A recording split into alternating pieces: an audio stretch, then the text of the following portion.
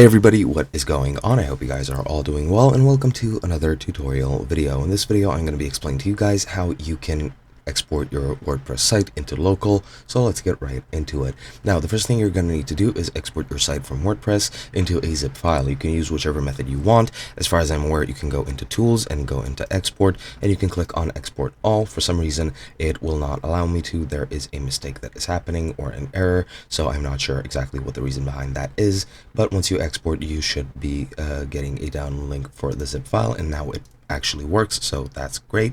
And once you have that, you can go ahead and actually start exporting it.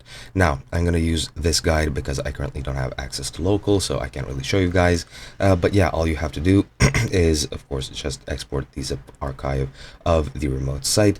And then once you're done with that, you can choose all the things you want to export, and you should choose everything.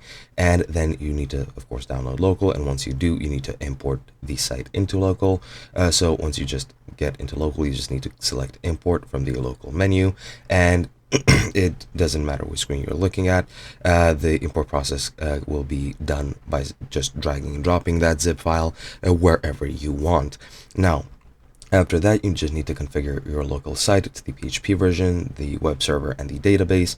And you also need to match the database settings from the WP migrate export.json if you're using WP migrate. If not, then I'm not sure exactly which database version you should have, so just check that out.